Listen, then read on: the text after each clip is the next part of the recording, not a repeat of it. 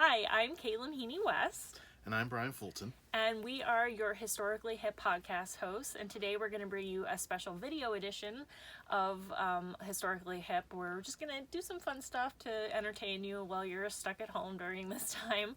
So, Brian, what do you want to tell us today? Well, I thought seeing that, as a precaution, they have closed down all the state liquor stores, that I thought it'd be fun to look back at when Prohibition started back on January 17th, 1920. So the night before, January 16th, it was a pretty fun night here in Scranton. I can imagine. There was parties all over the place. The Hotel Casey, the Hotel German, another hotel called the Belmont. Everybody had large parties saying goodbye to John Barleycorn, which was like an old, timey name for, I guess, whiskey back in the day. And people, just to say goodbye. Down in Pittston, there was published reports that a group actually held a funeral that they filled for alcohol. They filled up a casket and had a wake at a bar, and then at the stroke of midnight they carried the casket down to the Susquehanna River right there, and they threw it into the river and gave it a good watery grave. So you think there's bottles of alcohol buried in the Susquehanna? There could be, or they washed all the way down to the Chesapeake Bay by now. And then also, but then on the flip side, there was also a very large party for Prohibition took place in Scranton.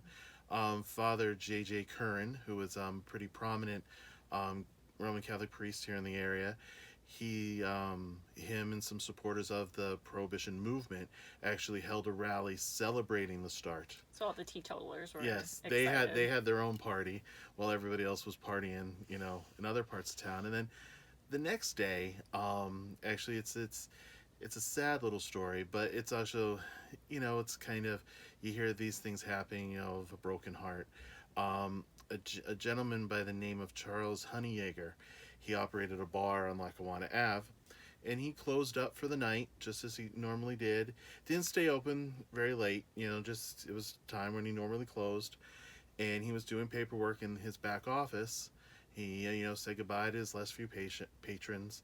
They left for the night. He was doing paperwork, and he took an attack. Heart attack. Well, they said attack. Attack back then in the 20s in the early papers. It could have covered. It could have covered a variety of illnesses and ailments. So he took an attack. His sister-in-law was living with him and his wife at the time. They lived upstairs. She called for help. Got a nurse. Nurse called the doctor, and he died. Oh. Which is sad because he died on the last day that his business was open. Right. Because he had to close. And he died of a broken heart. Yeah, and he had to close because of Prohibition. Oh, gosh. So not to end on a sad note, hopefully that doesn't happen, around here, but you hear of those things happening, but he was, it happens, Yeah. That's a different time. A different time. So we are marking the 100th anniversary of the start of Prohibition this year.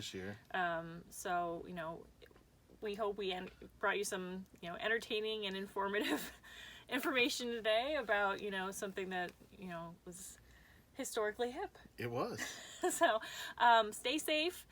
Please practice social distancing more than what Brian and I are doing right here in the stacks. And we hope to see you again soon. Yes. Bye.